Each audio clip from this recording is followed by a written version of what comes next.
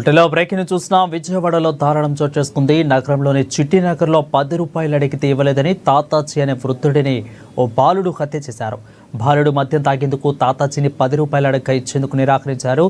అయితే బాలుడు అప్పటికే మత్తులో ఉండగా డబ్బులు ఇవ్వకూడడంతో ఆగ్రహానికి గురై కత్తితో పొడిచాడు. తీవ్ర రక్తస్రావమైన వృద్ధుడు అక్కడికక్కడే కుప్పకూలాడు.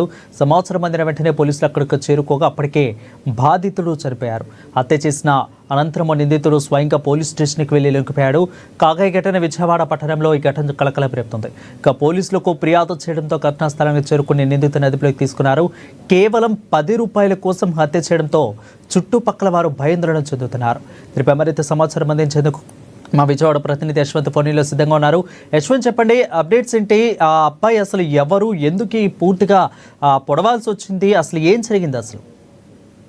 రైట్ వరుణ్, విజయవాడలో బుధవారం అర్ధరాత్రి అయితే ఘోర మర్డర్ అయితే చోటు చేసుకుని చెప్పుకోవచ్చు. ఏదైతే మద్యం దుకాణం వద్ద కూడా మద్యం సేవించేందుకు వచ్చిన ఒక యువకుడు 10 రూపాయలు ఇవ్వలేదని చెప్పేసి మాత్రం కూడా వృద్ధుడిపై దారుణ ఘటన అయితే చోటు చేసుకోవాలని చెప్పుకోవచ్చు. తాగిన మైకంలో కూడా ఏదైతే మద్యం సేవించేందుకు అక్కడ ఉన్నటువంటి విజయవాడ చిట్టినగర్ లౌక్య బార్ దగ్గరికి అయితే కూడా చేరుకున్నాడు. గురువారం రాత్రి 11:35 మైనర్ బాలుడు ఆ వైన్ షాప్ బార్ దగ్గరికి రావడం, అతనికి మద్యం కొనుగోలు చేసేందుకు 10 రూపాయలు తగ్గడంతో కూడా అక్కడ చుట్టుపక్కల ఉన్న వారిని అడగడం మొదలు పెట్టాడు. దాంతో కూడా అక్కడ ఉన్నటువంటి ఒక వృద్ధుడి దగ్గరకు కూడా వెళ్ళి 10 రూపాయలు ఇవ్వాలని చెప్పేసి కొనడంతో అతని వద్ద నా దగ్గర నువ్వు అని చెప్పేసి కూడా ఆ వృద్ధుడికి అదేవిధంగా ఈ బాలుడికి అయితే మాత్రం కూడా మాటల కొంతమేర అయితే జరిగింది. దీంతో కూడా వాళ్ళిద్దరి మధ్య మాట పెరిగి ఒక్కసారిగా ఆ వృద్ధుడిపై అయితే మాత్రం కూడా ఈ బాలుడు అయితే దారుణానికి పాల్పడ్డాడు. చేతిలో ఉన్నటువంటి దాంతో కూడా వృద్ధుడిపై కత్తితో దాడి చేశాడు. అక్కడ ఉన్నటువంటి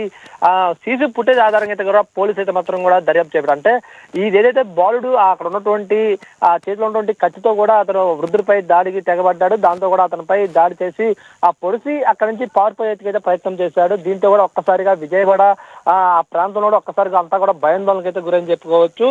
దీంతో అక్కడ ఉన్నటువంటి ఒక్కసారిగా రాత్రి 11 సమయంలో కూడా ఇట్లాంటి ఘటన చోటు చేసుకుంటూ కూడా ఆ ప్రాంతం మొత్తం కూడా ఇప్పటికే కూడా కొంతమేర గంజాయి బ్యాచ్ కూడా హల్చల్ చేస్తుందని చెప్పేసి కూడా చెప్తారు. ఆ బ్యాచ్ సంబంధించినటువంటి యువకుడే కూడా ఇట్లాంటి ఘటనకి పాల్పడ్డాడని చెప్పేసి చెప్తున్నారు. దీంతో కూడా అక్కడ ఉన్నటువంటి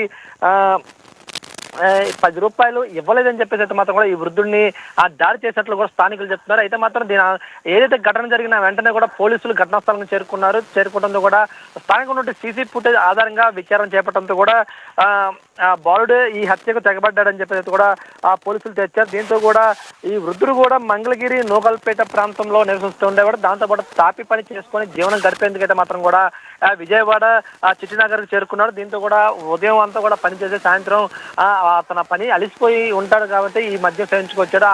దాంతో పాటుగా సేవించి అక్కడ రెస్ట్ తీసుకున్న సమయంలో బాలుడు అతనిపై అయితే మాత్రం ఈ దాడికి తెగబడ్డాడని చెప్పి చెప్తున్నాడు. దీంతో కూడా అక్కడ ఉన్నటువంటి రక్తపు మడుగులో ఉన్నటువంటి వృద్ధుడిని స్థానికులు గుర్తించారు. వెంటనే కూడా విజయవాడ ప్రభుత్వ ఆసుపత్రి నుంచి చికిత్స అయితే అందించారు. దీంతో కూడా వాళ్ళకి ఈ మర్డర్ ఎలా జరిగింది అనే కేసు దర్యాప్తులో కూడా పోలీసులు అయితే మాత్రం కూడా కొన్ని విస్తృతపోయే నిజాలు కూడా వెలుగు వచ్చాయని చెప్పుకోవచ్చు. అక్కడ ఉన్నటువంటి స్థానికంగా ఉన్నటువంటి సీసీ ఫుటేజ్ ఆధారంగా అయితే మాత్రం కూడా కేసుని దర్యాప్తు చేపట్టారు. అయితే ఈ బాలుడు కూడా గంజా బ్యాచ్ సంబంధించినటువంటి యువకుడు అని చెప్పేసి కూడా పోలీసు అయితే గ్రహించారు. అంటే ఈ ప్రధానంగా చూసినట్లయితే మాత్రం ఈ బాలుడితో పాటు కొంతమంది కూడా ఉన్నట్లు కూడా గ్రహించారు. అయితే వీళ్ళందరినీ కూడా ప్రస్తుతం అయితే అదుపులో తీసుకునేందుకైతే పోలీసులు అయితే కొత్త విస్తృతంగా దర్యాప్తు చేపట్టారు. అయితే మరి ఈ ప్రాంతంలో గంజా బ్యాచ్ హల్చల్ చేయడానికి గల కారణాలు ఏంటి, అలా వీళ్ళందరికీ డబ్బులు ఎక్కడి నుంచి వస్తున్నాయి, గంజా ఎక్కడి నుంచి సరఫరా అవుతుంది అని చెప్పేసి కోణంలో కూడా పోలీసు అయితే కూడా దర్యాప్తు చేపడుతున్నారని చెప్పుకోవచ్చు మనం వారండి. Right, thank you Yashwant for the updates.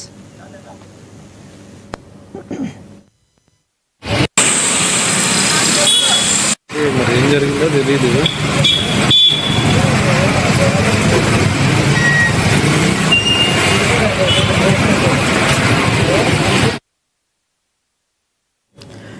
హైదరాబాద్లోని హోటల్ తస్పల్